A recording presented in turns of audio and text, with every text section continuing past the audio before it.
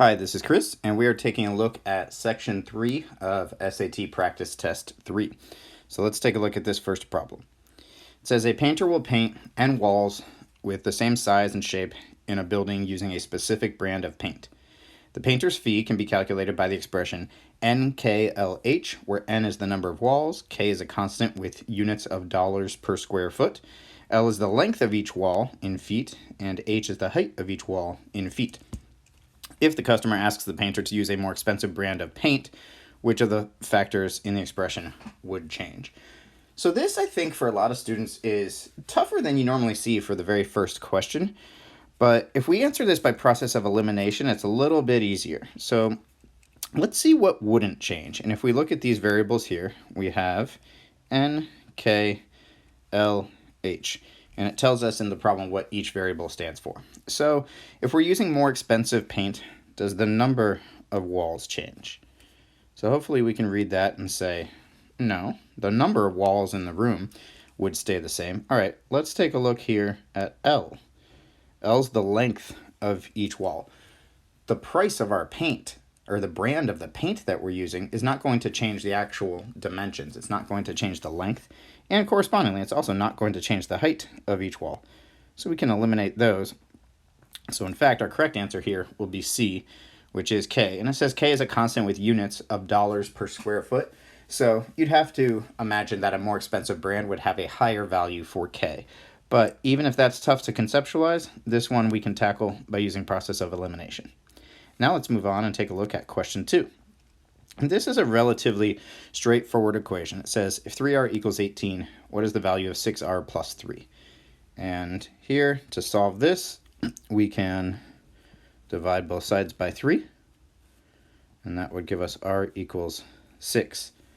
This is a great example of a question where it's really important to keep in mind what the question is asking. They want the value of this expression, 6r plus 3.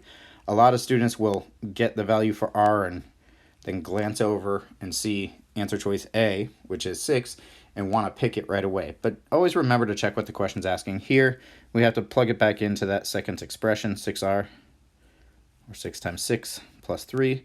That'll be 36 plus 3, which is 39, and that'll give us answer choice D. So a pretty straightforward question here mathematically. Just make sure that we're extra careful about what the question is asking. Up next, we'll take a look at question 3.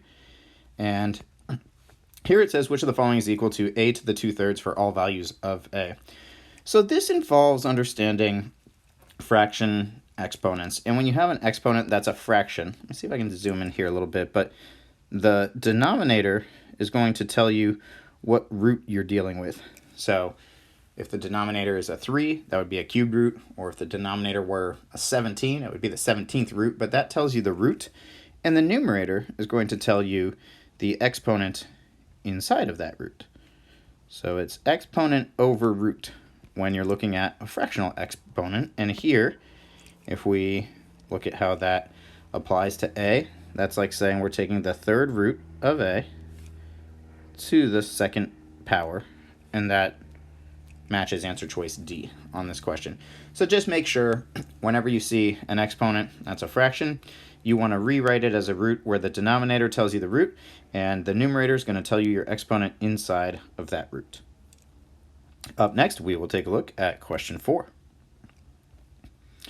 The number of states that joined the United States between 1776 and 1849 is twice the number of states that joined between 1850 and 1900. If 30 states joined the United States between 1776 and 1849, and X states joined between 1850 and 1900, which of the following equations is true?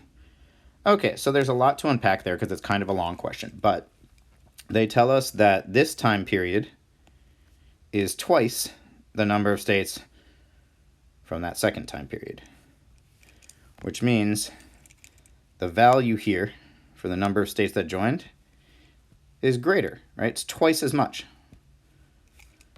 So whenever you have these qualitative relationships about one value being half of another or twice another, so when you're looking at those relationships, just remember that you can always, for those relationships, think which number should be larger, which number should be smaller. And sometimes it makes it a little easier to think that way instead of trying to convert everything into an equation. We can look at it a little bit more logically and less mathy. So here, if 30 joined in this time period, and that's supposed to be the larger number, that was twice as much as the other time period, then that means that in this time period, if it's 30 for the first, it's going to be only 15 states joined in that second time period. So X, in this case, the X states that joined, we actually have a value for. X is 15. And to identify which of the equations in the answer choices is true, we want to select an equation where if we solved for X, we would get 15. So let's check A. 30x equals 2. Well, if you divide both sides by 30, here X would be 2 over 30, which reduces to 1 over 15. But that's not 15. That's a small fraction. Here, for B, if you divide both sides by 2, you get X equals 15. That checks out. That's what we're looking for. Let's double check and make sure that we didn't find that on a fluke. For C, if you did 15 divided by 2 equals 30, and multiply both sides by 2, here you'd get X equals 60. And that's not right. And then for D, if you plugged in or subtracted 30 from both sides, here you'd get a negative value. X equals negative 28. And we definitely didn't lose 28 states during that time period. So answer choice B is correct. It matches the numerical value that we got for X in reading through this word problem. Stay tuned, and in our next video, we will dive into question 5. Thanks for watching.